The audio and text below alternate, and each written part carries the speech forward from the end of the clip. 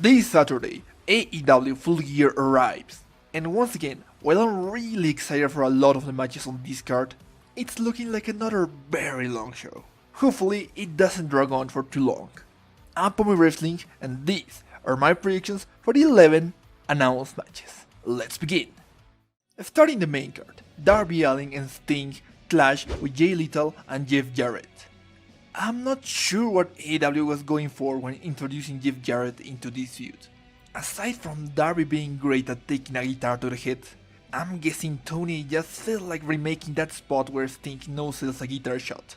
As for the result, unless they are planning a Darby and Sting split out of nowhere, I can't see a scenario where they don't win this match. Afterwards, Luchasaurus and Jungle Boy Jack Perry will battle in a steel cage match. I get why this feud has overstayed as much as it has, but despite all the time it's gotten, I don't think they done a good enough job explaining Luchasaurus' heel turn beyond Christian told him to. Nevertheless, this should still be a more than good enough marquee match to elevate both men. My only hope for this bout is that Jungle Boy picks up a decisive win so we can put this feud on the shelf for a few months until Christian is actually fit to finish it.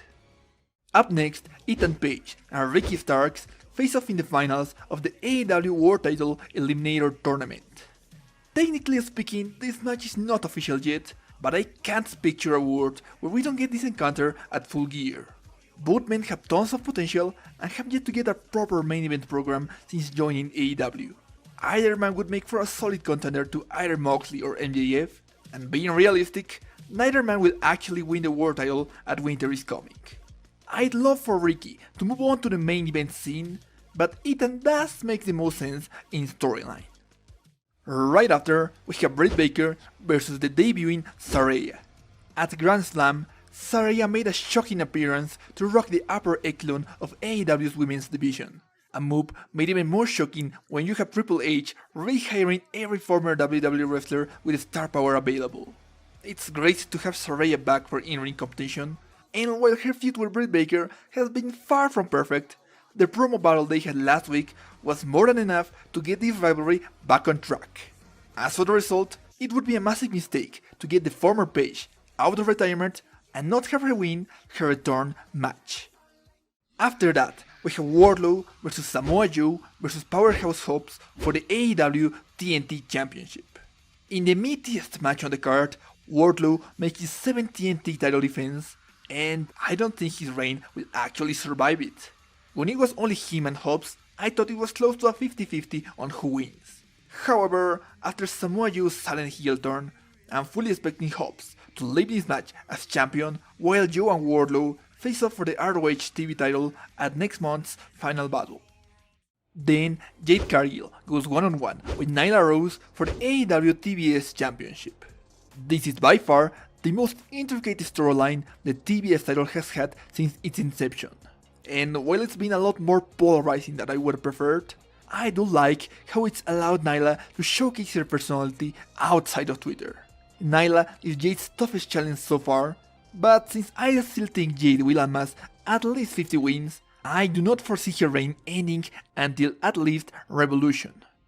And later on, we have Death Triangle versus the returning Elite for the AEW Trios Championship. Ignoring most of the nonsense that happened at the All Out press conference, we did lose the inaugural AEW Trios Champions before they could do anything with the belts. I loved the Triangle as a faction, but it was clear they weren't supposed to hold the newly created championship anytime soon. Now that the Elite are essentially back, and they've this dissension between Pac and the Lucha Bros, I don't see a world where Kenny and the Bucks don't recuperate the titles as soon as they return. Coming next, Chris Jericho, Bryan Danielson, Claudio Castagnoli, and Sammy Guevara fight for the ROH World Championship. I really enjoy the Jericho Precision Society and the Blackpool Combat Club, but my god, this feud has gone on for far too long. Between Anarchy in the Arena, Blood and Guts, the Danielson Garcia Jericho saga, and most recently the friction in between the BCC, they've done it all. This better be the final chapter of the feud. As for the result, I'm expecting Jericho to retain after Bryan and Claudio take each other out of commission, so he can defend the belt in 3 weeks at Final Battle. Afterwards, the Acclaimed face Swerve in All Glory for the AEW World Tag Team Championship. In the most pleasantly surprising story of the year, the Acclaimed have gone from popular mid-card tag team to quite literally undeniable. Scissoring got over to such a ridiculous degree that they had to win the tag team titles at Grand Slam. I don't know what the plan was for Swerve in All Glory, but for the most part, I think they are still on a similar track.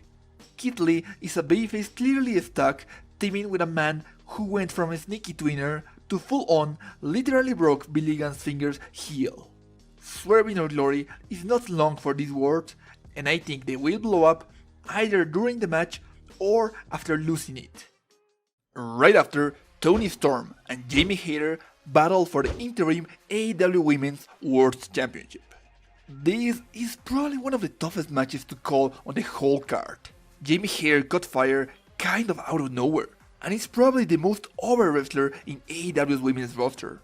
I can see the case to crown the hottest star in the division, just like they did with the Acclaimed. However, I really don't want Toni Storm's title reign to be stuck in interim purgatory. So, my prediction is that Toni will remain champion long enough to eventually face a heeled-up Thunder Rosa. However, the big story coming out of this match will be a disgruntled Britt Baker coming off a major loss, either costing Jamie the match or attacking her afterwards. And finally, Jon Moxley takes on MJF for the AEW World Championship. Coming out of the hot mess that was the All Out press conference, MJF has worked his ass off on the mic to make this story work. From his confrontation with William Regal, addressing his involvement in creating the Salt of the Earth, to teasing an actual face turn after the firm turned on him.